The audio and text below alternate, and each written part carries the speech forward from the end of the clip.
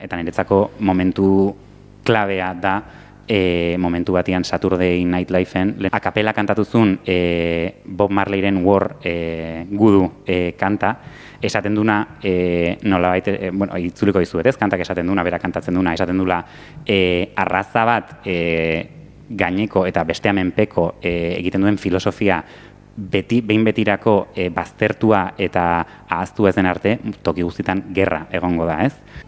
We have confidence in the victory of good over evil.